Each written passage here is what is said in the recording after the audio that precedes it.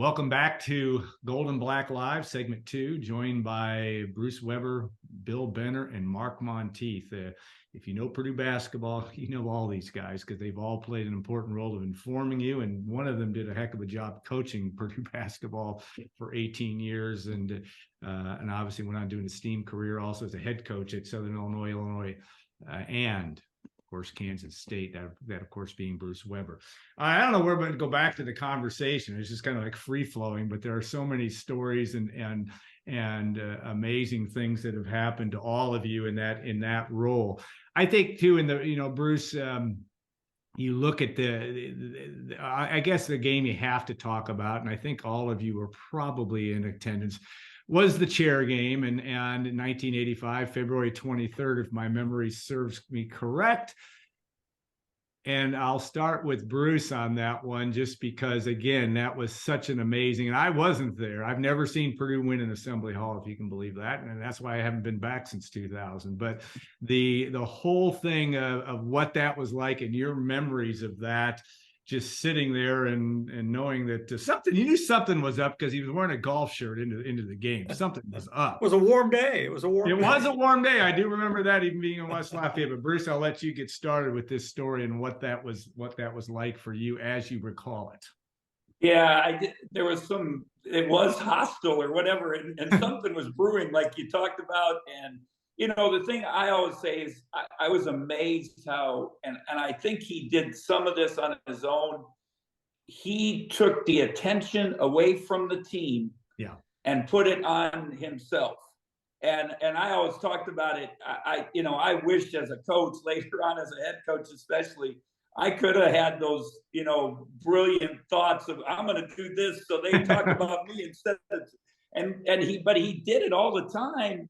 That was manipulation, like Mark talked about. But go ahead. Yeah, to take the pressure off the team, and you kind of felt like maybe that was starting. But whoever thought about the chair? And I still remember Steve shooting the free throw read, and Coach Katie's turned his back, and so now I'm sitting there watching, and you guys all know I grab Coach all the time, and I grabbed him, and he got mad. What do you want? I said, Coach, and he goes, what? And I pointed, and there, the chair was flying, and he looked at me, and I looked at him, and we were like, oh my goodness, it's just, and then it just kind of went from there. And then the fans started throwing coins on the court, and Coach would pick them up and hold them up and say, thank you, give thumbs up, and he's putting it in his pocket.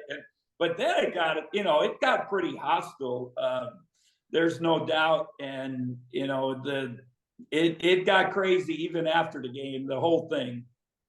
He never mentioned it I'm sure, in any way, shape, or form. I never heard him really talk about it after the event. He never talked about it. He never issued an apology. My guess is, Bruce, is that a fair assessment? Yeah, not that I know of, and I doubt it. Not the apologizing type, I don't think. Mark, I assume you were there, but tell me what your memories were. I was there, and yeah, it was a shock. That's something you had never seen before at a basketball game. You think you've seen everything at some point, but haven't seen that before or since. Bruce was just talking about the hostile environment and fans throwing coins. I remember one of them ricocheted and hit Pat Katie in the eye. Yeah. She left Assembly Hall with a patch over one eye. So, it was a dangerous environment, but it was a classic case of mob mentality with the fans all worked up. Not only had Knight been kicked out, but Purdue was winning the game. Yeah. And so it was a classic case of mob fever, and fans throwing things, and Pat Katie paid a price for that. So it was amazing, just amazing. People talk about how sometimes today's coaches aren't tough, like Coach Knight was, but there were no coaches before Coach Knight like Coach Knight. There were not coaches who did the things he did in the 40s and 50s and 60s, at least that I'm aware of. So he was pretty much one of a kind, and that day was a perfect example. Yeah, Bill, the year before, Purdue had gone on a 22-0 run, I want to say, to beat Indiana for the first time in Bruce and Gene's tenure in Assembly Hall. I think that may have had a little something to do with it. Now, Purdue had beaten them early in the year, I think in 84-85, Purdue beat them by 10 or whatever in Mackey, but talk about just again, he was very keenly aware of that rivalry. I don't know if that had anything to do with him throwing the chair that day. It was just utter frustration. I think Bruce's point is well taken, but your take on that whole. Well, there was always the discussion after that happened whether Knight was premeditated. Yeah. Whether he, the issue of not wearing the sport jacket, but being in the short sleeve shirt, and whether Knight came into Assembly Hall that day with the intention that he was going to light the place up, which he did. Yeah. And like Mark, then the press area was right behind center court, elevated. And we were just all stunned and shocked at what we had witnessed.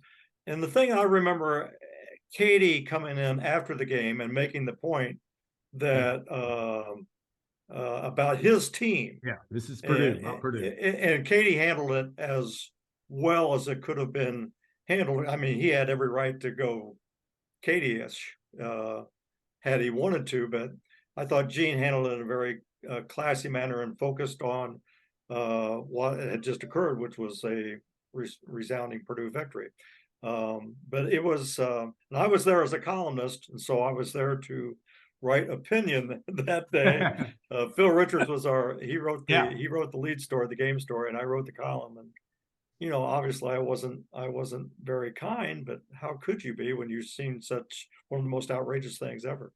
I think that column is still hanging in the SID office, though it's been torn down. The one I think that was the Purdue flag or whatever it was, and everybody thought Bill Benner was Jesus Christ after that and around West Lafayette because of that column.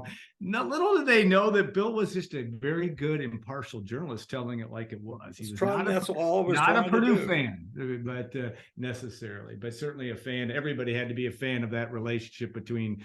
The basketball relationship between Gene Katie and Bob Knight. Bruce, talk about recruiting. I've always, it used to be, I can remember Bob King, and we all remember Bob, the former Purdue assistant coach and longtime administrator, used to say probably a little bit before the Katie era, he said, Bob Knight would never admit to losing a recruit to Purdue. Yes. He would never say the name. And he would never admit. He said he never lost one. No, that's not true. It's close, but talk about just that. That challenge. You had a number of guys over the years that, as I recall, that and this is not. It's not necessarily all that much different now. It is some, but the whole fact, the Calvert Cheneys of the world and others that you guys spent a lot of time on, and Knight just decides. I don't know, and this is probably wrong, but kind of decides in the last minute, well, I think we like Calvert and we want to take him, and off he goes. But talk about what it was like to recruit not only against Indiana basketball, but against Bob Knight. It was really tough at the beginning when we got there. Obviously, they were coming off the national championship and Olympics, the whole bit, and he controlled the state in the recruiting part. And at that time we could have 15 scholarships. And we kind of felt, even as a staff, that when we were in on somebody and he didn't want us to get them, all of a sudden he would recruit them. So he, not with in mind, obviously Calvert Cheney was a little later than some of the guys, but he just decided, hey, I'm going to get him, and he's not going to Purdue. And the big, it started then. You talked about he wouldn't admit. I think the big one was Troy Lewis. Yes. And, that was our big kind of, we got the marquee guy but I kind of watched Coach Knight, as you talked about, he would put feelers out to see if they could get involved, how Purdue was. And if, he didn't lose them because he took himself out. I think when there were certain ones, and even Glenn, they made a go at it. And, so there were certain guys, but at the beginning it was really hard and frustrating. I'm a young guy and I'm just starting out with this stuff, and you at that time there are no limits. We're going to see kids all the time, and you're putting all this time and effort, and then all of a sudden, boom, we're out. And we had parents say, I will never send my son to play for Coach Knight.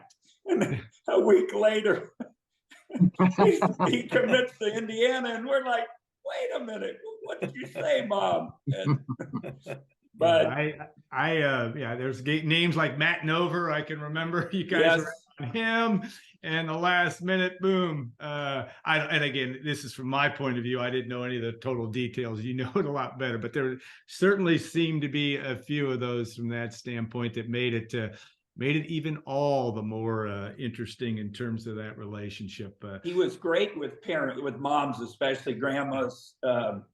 You know, he could really turn that tide with that part. Mhm.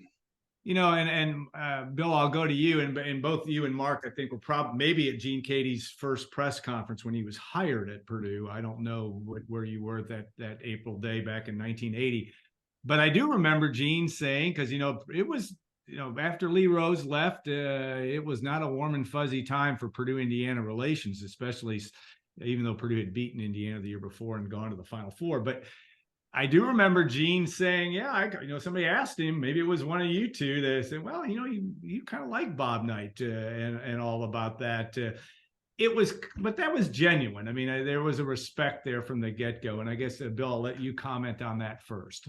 Well, and I would say there was genuine respect. And it's, what people didn't see, especially in the years that have gone on since they weren't coaching against each other, the respect and admiration and, I dare say, love that Yeah, the absolutely. two men have for each other. And I've told many people, and I've talked to Gene about it on occasion, about his insistence that he would stay in contact with Coach Knight, even as Coach Knight struggled. And I will, that's another reason I love Gene Katie, because loyalty. And he set aside the most fierce rival of all to be loyal to a man that he loved and respected it and admired. One of the best things I did in my post career when I was with Pacer Sports Entertainment, we had the Hickory Night celebrations. Yeah. And we were able to bring Gene and Coach Knight there on that February night to be recognized. And I played a significant role in that.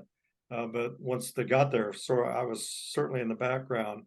But it was one of the most heartwarming things that I've been involved with. And I still remember the crowd and how incredibly warm and receptive they were to seeing Coach Katie and Coach Knight at then Conseco Fieldhouse. But Gene's, like I said, he set aside the most fierce rivalry of all time out of love and respect for Coach Knight. What does that say? Yeah, that says a lot. Mark, and you were around, obviously, writing the book in 87, 88, and I believe that was also the time that his mom and dad, Gene's mom and dad, came to West Lafayette, or at least you may have had the chance to be around him. I thought Gene said something very interesting to me this morning. I really didn't even ask for it. It was like we were about ready to hang up, and he said, you know what? He was most like my dad. He was like my dad. He said, I loved and respected him. He used the love word, but he said, but I didn't mess with him. I love that. I said, I do not mess with him. Apparently, and I met Lloyd, the dad, who was a gardener, right? And Bruce knows far more than, was a gentle, nice soul, but apparently not all the time for Coach Katie. But Mark, talk about just that relationship, maybe from that perspective. I think you may have had a chance to meet Gene's parents, but also that role and that ultimate respect that Gene has always had for his elders, which I always thought was which we all were raised to be that way, I suppose. But he was extra special from that standpoint. Yeah, I mean, I do remember meeting Coach Katie's parents late in the season in 87, 88. And I never thought about that his dad was like Coach Knight. I can't imagine his dad I didn't was either. too much like Coach Knight, but I do remember Coach Katie telling me how, when he was growing up, if you talk back to dad, he'd knock you through the screen door, that kind of thing. So, I guess he did have a temper, but certainly people in that era would have respect for your elders. And Coach Knight came out of the same era. A lot of people don't realize, I think, that Coach Katie is actually older than Coach Knight. 5 years older. He got to Purdue, a decade after Coach Knight got to IU. but Coach Katie actually had been around longer, came from a slightly earlier era. I might throw in, to me, of all the great years of the rivalry that those two coaches had, to me, the peak was the 86-87 season when they shared the Big Ten championship. And the equality of the two teams, each team won its home game that season by 11 points. And I remember the second game at Purdue, all 10 starters were averaging double figures. That's how balanced they were. And these were not high scoring teams. So for every starter on both teams to be averaging in double figures really told you about how they played and how balanced they were. And they were just fantastic games. The games of 87, 88 were good as well. But that 87, 88 season when they shared the Big Ten championship, to me, would stand as the peak season of that great rivalry, just for the equality. And of course, they went on divergent paths in the NCAA tournament. Purdue got a bad bid, it has to go to Syracuse, and IU plays in Indianapolis and wins the national championship. But the regular season, then, boy, nothing was better than those two games. Yeah, I think I think you're right on that one. It was unbelievably even that year, and the intensity. If StubHub had been around in those days, I could only think about. I mean, heck, my have Section 7, Row 7 tickets at Mackey right now, and you can get up $300 or $400 for them. In today's, it's crazy, but then it would have been. It might have even been more from that standpoint. Okay, one of the great things I think we can all agree is that Gene Katie and Bruce had so much to do with this, with Gene Katie getting to the Hall of Fame this year. And that was a special moment for anybody that loves basketball. It was emotional. It was a big deal. But talk about, I guess, maybe as we kind of bring this to a close, which is an impossible thing to do here, I get. But I want to talk about just that Hall of Fame level, and I'll let each of you comment. And Bruce, I'll start with you. The fact that what these guys have meant for basketball. And I know the rivalry has been what it was, and it's great. It certainly is probably on the Mount Rushmore of college basketball rivalries. It'd be hard to argue with that, probably. But just the fact that now Gene is joined in that elite status with Bob Knight and what that all means. Bruce, I'll start with you. Yeah, one, I'm going to tell a quick story, and and you guys got all day. If you can tell stories all day long if you want. Well, I was in charge of tickets, as you know, for all those years. Oh, yeah. We went to Indiana, we only had I don't know, you get 60 36 tickets or something. And they only a few were behind the bench. And I snuck people in. This is our doctor. This is our dentist. This is our nurse. I mean, and the guy would look I remember. at me. And I said, once you get in, you can you find a seat. I'm not responsible. Don't tell him I got you. Because coach would always promise out too many tickets. And I would I'm stuck. And, he said, get them in. Okay, coach, I'll get them in. So I held the door, I think, a couple times by the locker room. We'd actually sneak them into the locker room, as I recall. But go ahead. Well, I was so happy for Coach Katie to get in there. And if you think about it, the rivalry, we talked earlier, Coach Knight, the years, the teams, but for both of them to be in the same state and both be in the Hall of Fame. I mean, it's incredible, to be honest. And it all added up to it. And I was hoping, we talked many times now about Coach getting in. When you add up all his from high school, I always say Coach did everything, high school to junior college, assistant coach, to the head coach for a long time, one of the winningest coaches in the history of the Big Ten, USA basketball, multiple times, gold medals, and then also even helped in the NBA. So, and I didn't know if he's going to get in. And the only sad part for me is he didn't get his health is not quite as good now, and he didn't get to totally enjoy it. But man, he was proud. We were all proud. Troy, Todd, and Everett were there for the ceremony. Steve Scheffler, Kurt Clausen, Tom Izzo flew in just to walk him up, which said so much to me, about what Tom's about. And we had stories. We were just rolling up on before the that evening. They have a pre-banquet or whatever reception, and it was. Those guys were up there, the former players, and Tom Izzo and Coach Katie. I mean, we had people big time college coaches up there just rolling because one story after the other. So it was, see Coach get it and be part of it. I couldn't be prouder, and I was so happy that he got in.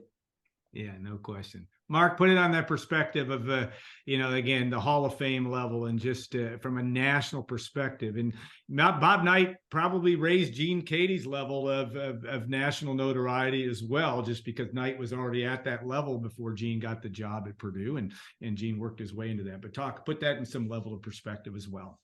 Yeah, I think a lot of people were a little bit surprised that Coach Katie got in because of the whole Final Four national championship thing, but I'm glad he did, and he certainly deserved it. The thing people need to keep in mind is that, and Bruce knows this, the playing fields are not level in college basketball. No. To be the coach at Purdue is not the same as being the coach at IU, particularly after Knight had been there for a decade.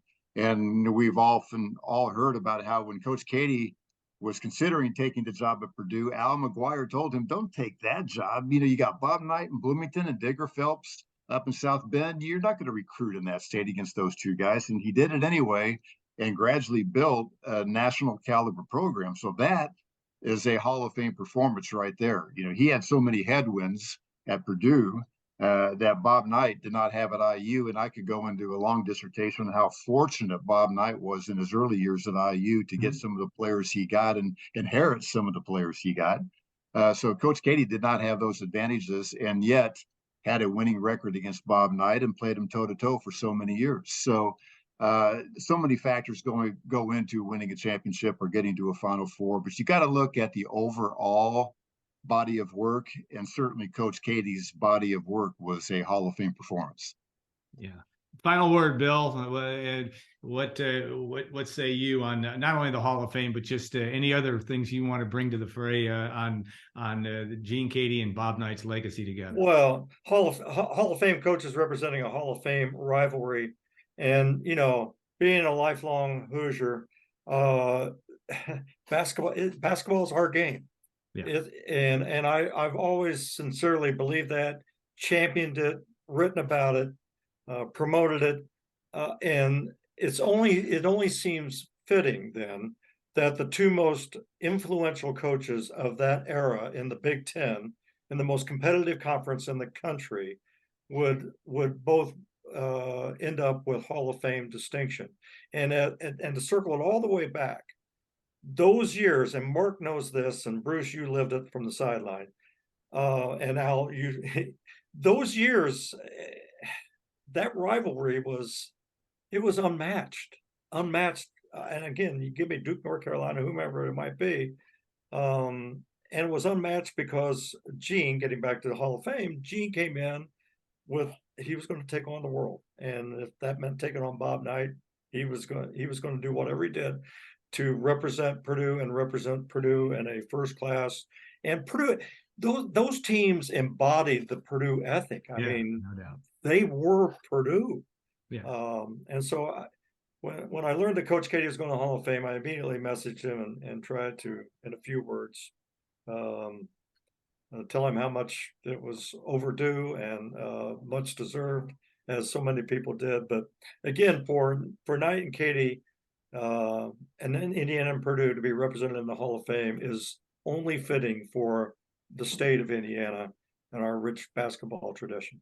Yeah, and maybe in some ways Matt Painter and Mike Woodson kind of to help that continue on too. It's different, I understand, but it is something that still is going on between the two schools.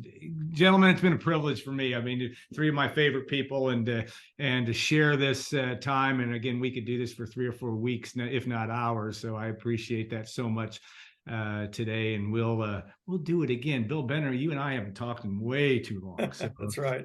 You've been such a good friend over the years. So guys, thanks so much. We will take a 2-minute break, and we will talk, God forbid, Purdue Michigan football with Chris Ballas. We'll look forward to doing that as well. If you guys have any brilliance on that one, you can hit me offline. But we'll be back in 2 minutes on Gold and Black Live.